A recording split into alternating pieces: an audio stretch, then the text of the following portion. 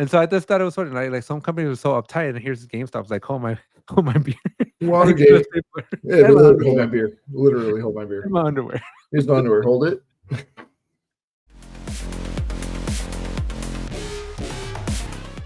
Hey everyone, welcome back to the Evocative Gamers podcast. Today we're going to be talking about a couple of new launch games that are coming out. Today we're going to be talking about a couple of new games that are launching this week, a weird story about a stapler, and then some PlayStation 5 problems. Make sure you hit the subscribe button, drop a like, and let's jump into it. Danny, twice in one day. Twice in one day. Nice to see you again. That's when you know you made it in life, when you get to your cousins twice. So we got some new games dropping. I'm going to start off with my favorite, the one I'm looking forward to, and the one I might actually consider buying. Tony Hawk's Pro Skater 3 and 4. You're probably not into Tony Hawk, but fun little fact, your dad, from the period of like, I want to say 2000 through maybe 2007, his only responsibility was to make sure I had the latest Tony Hawk game. That's cool. So my dad would buy you Underground Tony Hawk Underground. Is that what it was? This is Pro Skaters 3 and 4. I already have 1 and 2. But yeah, your dad basically, every Christmas he'd get me the latest Tony Hawk game. Oh, he's nice to you, isn't he? Yeah, I get the one Tony Hawk game a year. Danny would get like 15 of the games that year. I am his son. But yeah, no, I basically have almost all the Tony Hawk games. I love Tony Hawk. It's one of my favorite games. I was never able to ollie. I was never able to actually use a skateboard. But boy, can I play Tony Hawk's Pro Skater. It had a good soundtrack, didn't it? Well, so that's an interesting thing that you bring that up. So there's an interesting controversy with Tony Hawk's Pro Skater 3 and 4. It just released this week. And the controversy around it is that they swapped out the majority, not some, but the majority of the soundtrack. To new stuff or what? Yeah, to newer stuff. And I think they left like a third, and 2/3 of it is newer. And it's been an interesting move by Tony Hawk, because it was actually, like, from what I read, it was upon his request that they modernize it, which I don't know. Like, to me, nostalgia plays a key role, right? Like, you know, the songs take you places. Yeah. They take you back in time. It'd be like if they redid Halo and then they redid the song of the Halo song. Yeah, like it wouldn't jive, right? So like a lot of these levels, right? Like a lot of the experience that you had in the early 2000s was with the songs from the early 2000s, and I think it's a miss. I don't know that I necessarily think it's okay. Like Tony himself said that the reason they did it right is, well, it's been 20 years and, we got new songs, and it's a great way to introduce new players to newer music. But I'm like, I'm buying the game, Tony Hawk's Pro Skater 3 and 4, for the nostalgic value, not for the for the new soundtrack. So what music did they add? Is it like new punk rock? They just, whatever's newer today. They just I think there's articles. I don't know that's going to be in this one, but whatever just it's current and modern today within the genre. Yeah, they swapped it out for that, but it just sucked because like there was a couple of good classics in here that maybe they could unlock licensing again. But yeah, I think to me it was a miss. Like, I have Tony Hawk's Pro Skater 1 and 2, and half the time that I'm playing is literally to just listen to the music from back then. That because don't you like zone out and basically just do tricks? Kind of, yeah. But what is Tony Hawk Pro Skater? You never played Tony Hawk's Pro Skater? I've only played where we are literally doing whatever you want and just freestyling. So Tony Hawk's Pro Skater, I first got introduced to it in the Sega Dreamcast days.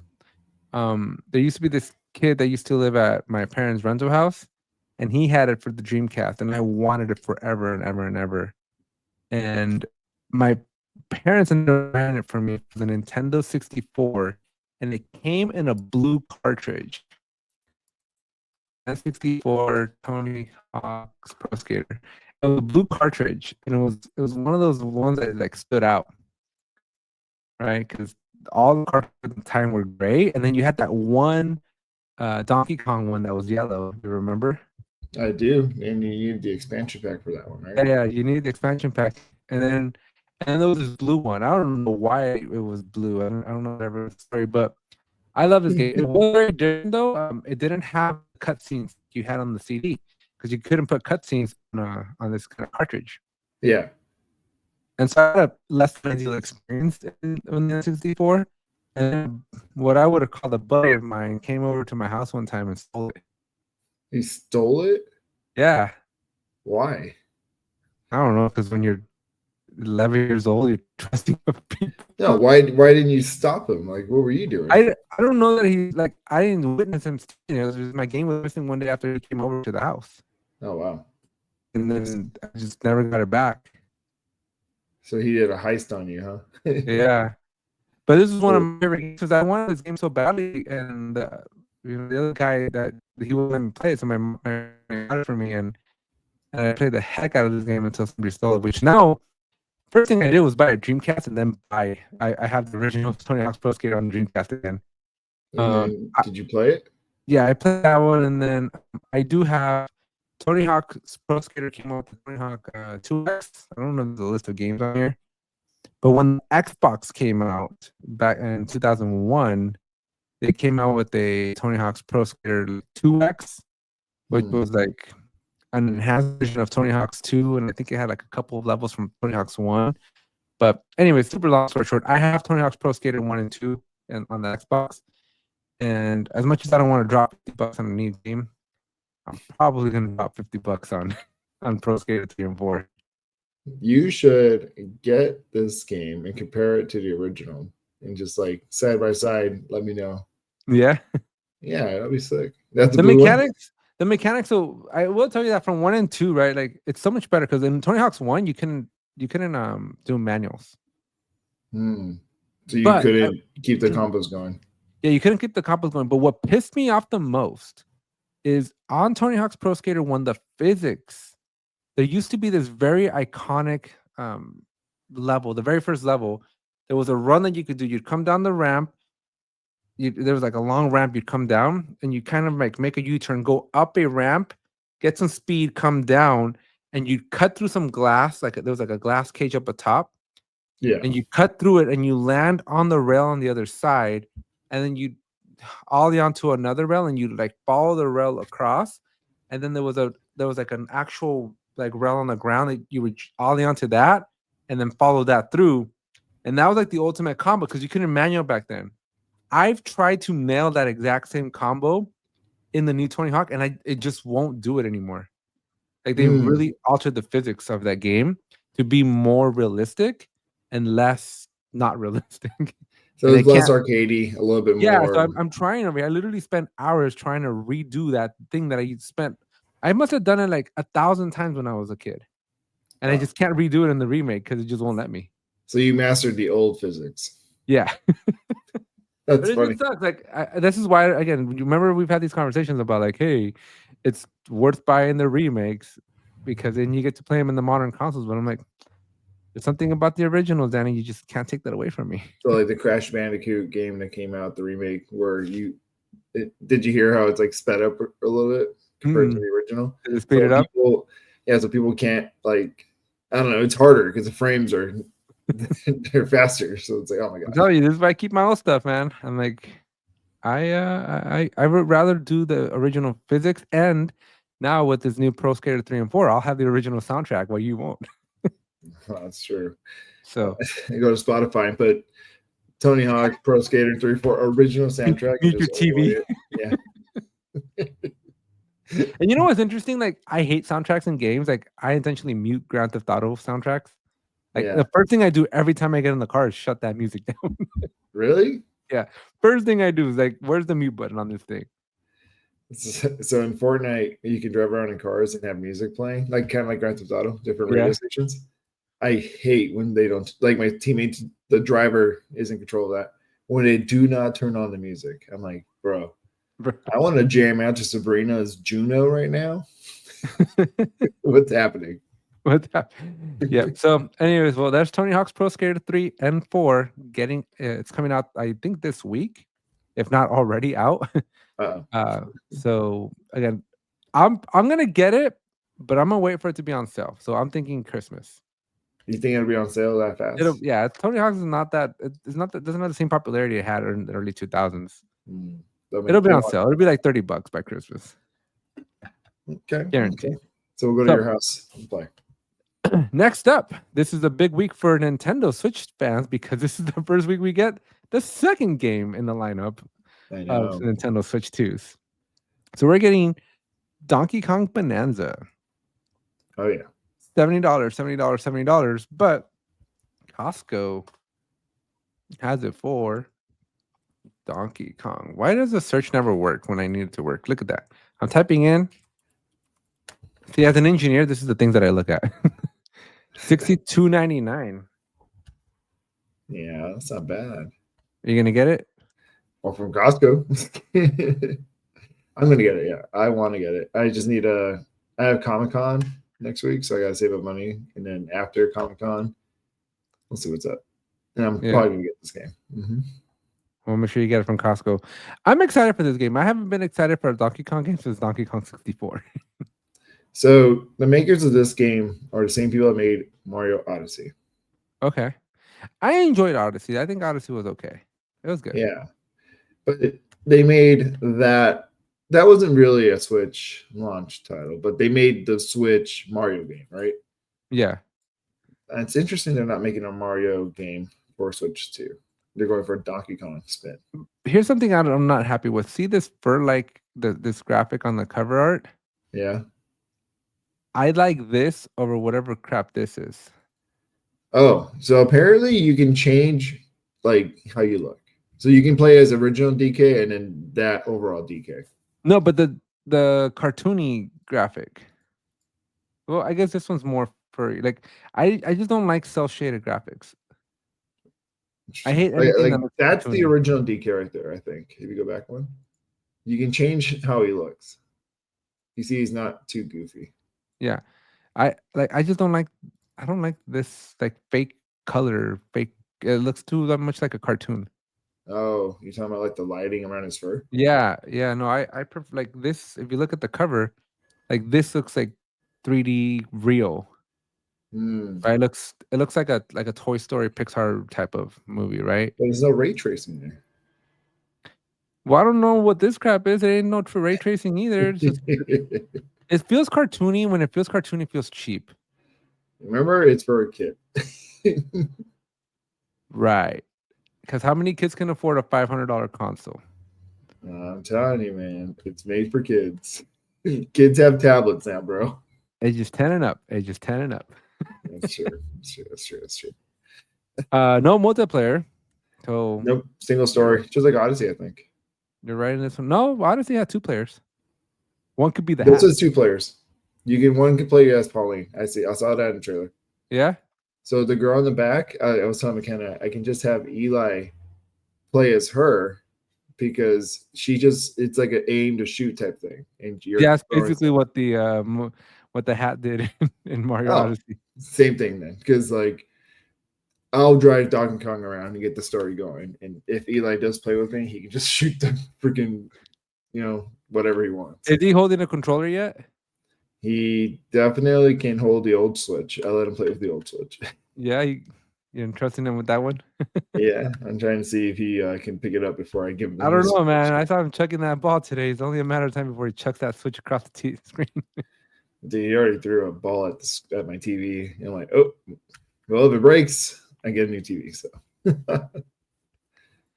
well, again, I'm excited for this one. I think with this game out, now I'm incentivized to want to try to get a Switch 2.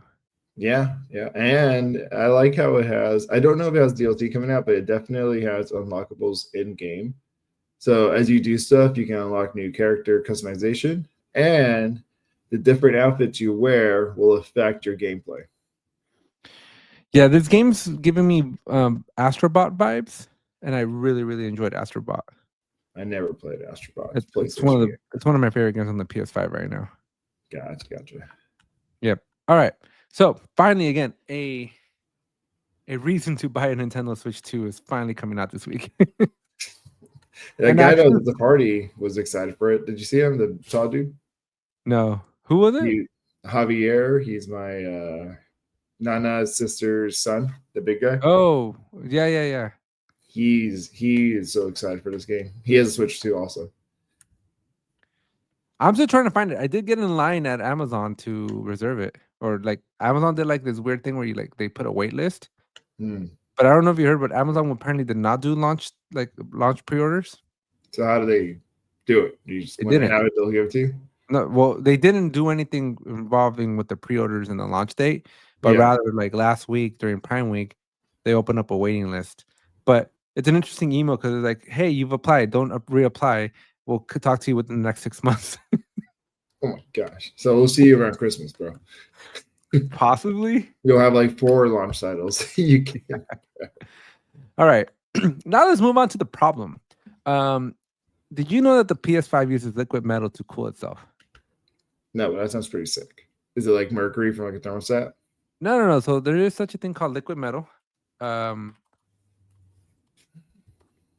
it's so computers in general. So I don't know if you know how much how computers cool themselves today.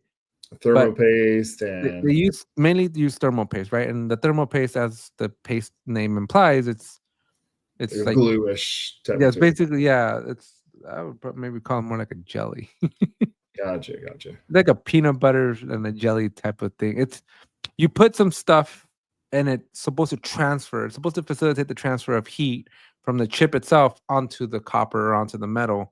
That then gets blown with the fan and then it cools down, right? Dissipates the heat. Yeah. But because the PlayStation is so overpowered, when the engineers made this one, and because of the fan placement of the PS5, it was too powerful and it was overheating. So they went with liquid metal, which is a much better conductor, or like it transfers the dissipates the heat better. Gotcha. Right? Except it gravity. Does. I'm just kidding. No. What? It does. Gravity. Also, the liquid metal is slowly falling. Yeah. So if you have your PS5 in an upright position, the liquid metal is like here, right, where the CPU, or they call it an APU, is that. Yeah. And so over time, it's just going this way. So then it's getting hotter on the top end or something. If you're lucky, it's getting hotter on the top. If you're unlucky, it's leaking out of the encasing that it's in. Holy moly! So the actual liquid is coming out of the. Yeah, because it's like if you ever see one open up, like it's liquid. Wow. And so it's starting to leak and cause shorts and all kinds of problems. And then the chip's overheating because now it doesn't have it. And so so it's causing a lot of problems. So I've since day one have had my PS5. They're like horizontal. No, I learned my lesson from the Xbox 360. When you had it upright, and if anything moves the disc and it'll scratch it. Do you remember that? Yeah. After that day, everything's horizontal, dude. I don't care. Yeah, but my Xbox, everything I've had horizontal. It looks nice vertical, but like not. After losing my game, I'm like, I'm never putting anything vertical again. My PC's horizontal. Just kidding. But yeah, no, but this is a pretty big problem, right? Because not a lot of people know. So like here we are 5 years later, you didn't know that the PS5 had liquid metal in it.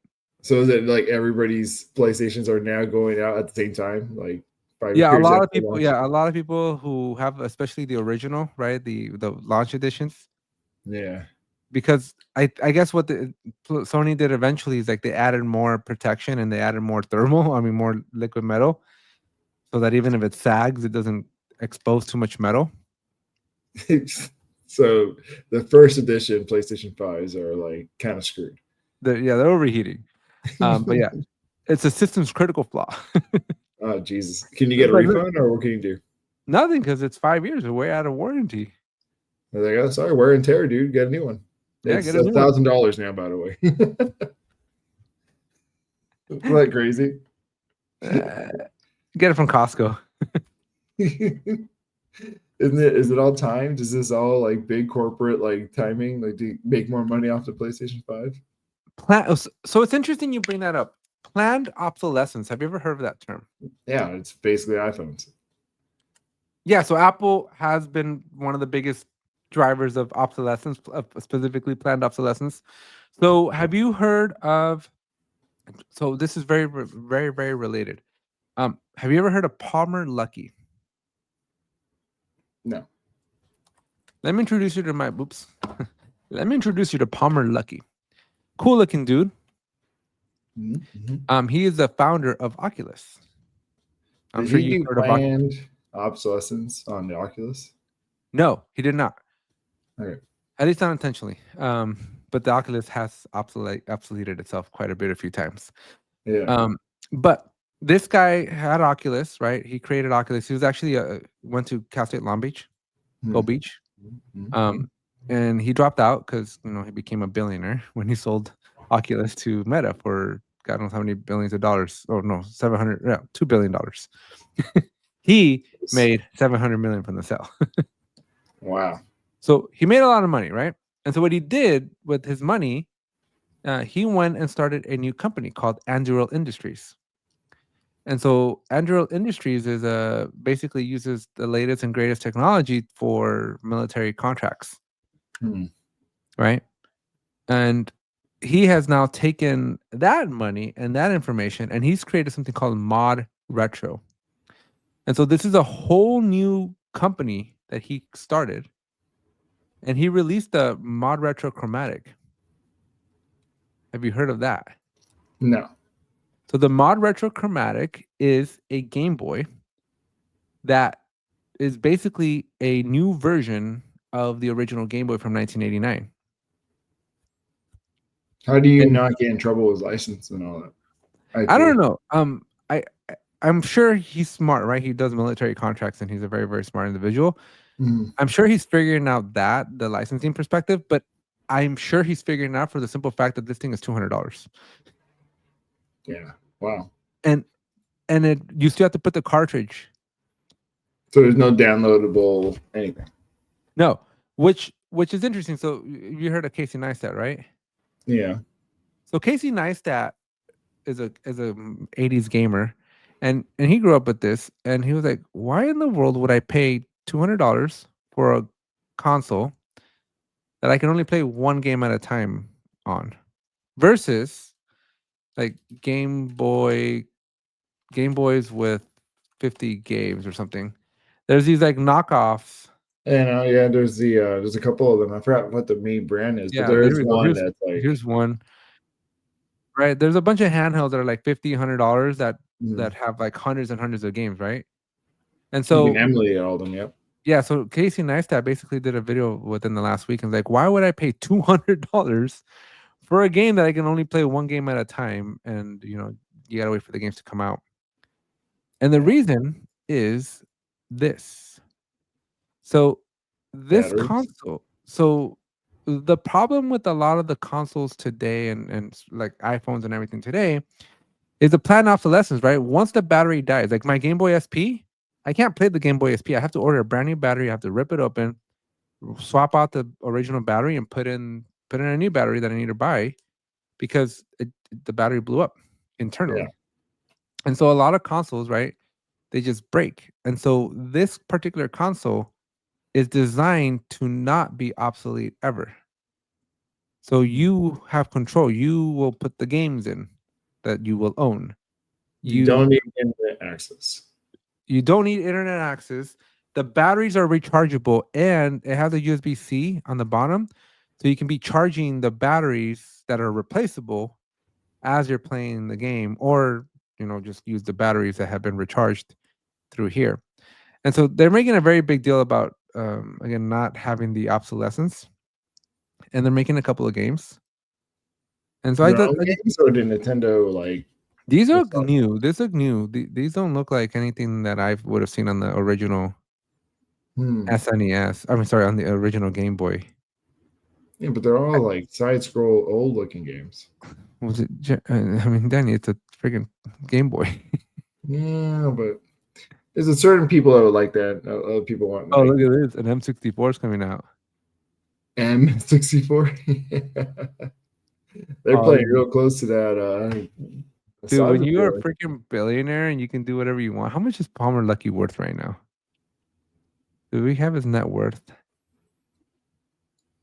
He's worth a few $1 billion. He can do whatever he wants. That's cool. Yeah, he could do basically whatever he wants. But I'm interested. I think I might buy one. I'll probably get the M64. I'm into console games. I think handheld games are fun, but like I got the Switch, so that's what I'm playing handhelds with. But anyways, I just thought this was funny or interesting, especially when we talked about obsolescence, right? Like you don't own any of your games, right? So they're really going over this thing like you're gonna own this stuff. Nothing they can do can ever shut it down. Basically. That's kind of cool. So that's kind of what his take is, right? He's trying to bring the power of the freedom, I would say, of this item, and give you back basically what you wanted, and still be able to replay some of those classics. So mod retro, definitely, yeah. I'm definitely interested. I'm probably gonna buy one. That's cool. I feel like only one thing would knock that out into obsolescence, and it's your dream. Ready Player One. If a world of Ready Player One happens, we ain't playing handhelds like that, dude. That's old news now. Or in the game. Well, the sad part is if anybody were to make Ready Player One, it would probably be Palmer Lucky. He did the Oculus, so yeah, he already made the Oculus, so now he just gotta. It's like halfway there, I think. Especially if they can improve the graphics and all. You should see this guy's house though. Like you should watch. I'll send you the Casey Neistat video where like he's got a house out down in Newport Beach. Yeah. But like all the things that you like he has them, all of them. I bet we'll be friends. Pretty cool. But now I really want this M64. You gotta definitely get on the backers listing. Go to Kickstarter or wherever he has it and throw some money at them. Dude, I might pick up a PS5 Pro bundle here. Get your Switch too, bro. There aren't any. You had the Series X and you're still not playing Fortnite with me. No, but I did just buy a game for it this week. For the Xbox? Yeah. What'd you get? I can't tell you yet. I'll tell you next week. I can't tell you. Play it? It's a surprise for the people that are editing this video. For guys, let me know if it's good. If it's Roblox, I swear. No, the game I actually paid money for, which is something I don't tend to do. I will say though, I've been looking at content of Roblox. I've been looking at it. I will say there are a little bit more endless opportunities in Roblox compared to Fortnite. I will tell you this much. We had a talk with my kid yesterday. Like he wakes up online girlfriends or what? No, he wakes up at 5 a.m. on Saturdays to play Grow Garden. A Roblox minigame, I'm assuming. Yeah. Got it. Grow a garden. Roblox? So this guy's growing a garden on Roblox at 5 a.m. My kid is. I'm an adult. All right. So there's this thing, grow a garden.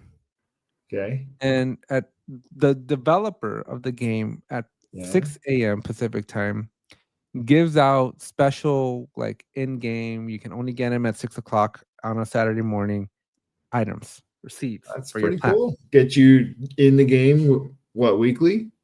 Yeah, weekly. Wow. Right. And my kid wakes up and then you have to complete quests very similar to that Pokemon game where every 12 hours you get something. Yeah. So they got special seeds that come out every 12 hours and then they sell out. And when they're sold out, they're out. So you got to be economy in the game runs around us. Yeah. So you got to be in the game on the drop. Otherwise, as soon as they sell out, because they have an X number for the 25 million players that are playing it, once it's out, it's out. So he turns around, waits a couple months, and then he resells it if he wants. Basically, it's an infinite thing. So this guy knows what's up. And so that got my kid and I and my wife, talking a couple things. One, let's make our own Roblox game. That's just number two. Number one is like, document, right? Like my kid, if you've ever heard him play. No. Let's play. I've had neighbors. I walk a lot outside my neighborhood. Yeah. And my wife and I were walking outside. And my neighbor comes up to her. She's like, I was gonna call the police because I wasn't sure if you were beating up your kid, but I see you both outside and your kid's still yelling, so you're definitely not beating him up. That's kind of funny. How are they raging on a garden game? What kind of game is this? Because like raging on a Call of Duty game makes more sense. I just got killed. I hate you. Blah blah blah. But what's happening here? The planet's dying on him. I have no idea. But this guy rages. This guy rages to levels that I didn't even know were possible. And my neighbors are concerned because it's summertime, so we have the windows open. Dude, turn on your AC. Save the kid before he I know. DPS gets over here. Myself a social worker visit. They're gonna have let me inspect your house. So I told my kid, now he's 13. I'm like, you got to just start your YouTube channel because like people will pay for your yelling. Oh, they would. Have you ever watched Rooster Teeth back when they were? Yeah, big? Yeah. They had that one guy, Michael Scott, that he would only rage, and he would film himself raging, and it was a thing. Like people loved watching it, and Tony liked it. Yeah, no, it's fun to watch Jeremy, and then he does this thing with his fingers, and he's like, it's comedic to watch. It's comedic to watch. I'm like, dude, so my wife and I, when we're like, just every time he just started yelling, I'm like, dollar signs, dollar signs, dollar signs. There it is. Guy could have bought his lunch. Yep. And then the second one is, I'm like, dude, if you're gonna be investing this much time into playing Roblox, I'm like, it's time for also produce something. Yes, I'm like, you're gonna make a game that people are gonna go play. Yeah, I was watching some gameplay on Roblox, man, and I can definitely see why there's a lot of pedophiles in that game. My camera follows me, and I saw that. So I don't know. It looks cool. I might try it out one of these days with Tony and see what we can. It zooms in. I know. I saw it getting closer and closer to your face. I'm like, man, this guy's going for like a comedic effect or something. Like, guess what?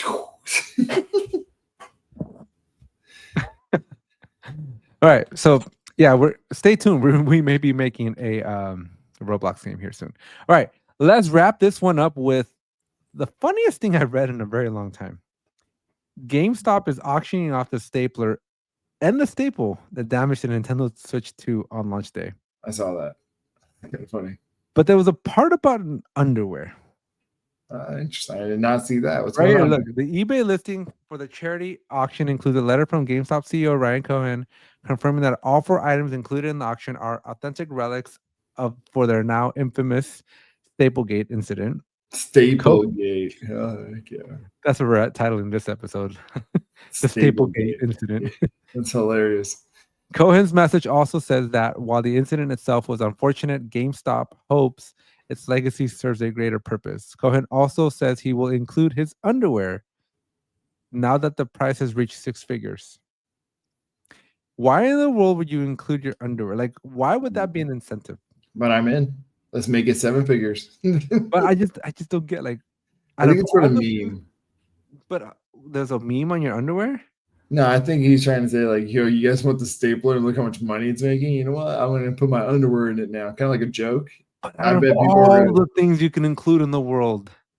Hey, maybe he's a closeted underwear guy, and he's like... I mean, but are these, like, special edition underwear? Like, are they new? I wanted to be the Halo 3 boxers that came out that I had, if you remember my briefs. But are they new or are they used? It's his underwear, man. We don't know. We gotta win it. I don't think we have enough specifics here, but I'm just trying to figure out, like, why would you think that that's a great incentive? Like, I would do a T-shirt, a jacket. It's not as funny as underwear. Socks are a close equivalent, I think. But socks new. I mean, Jeremy has a drawer full of sponsored socks that we get from all the sponsors that I have. That's kind of cool. So socks is cool, but Calvin Kleins are not cool, Alex. What kind of underwear are they? Are we talking like tidy whities or?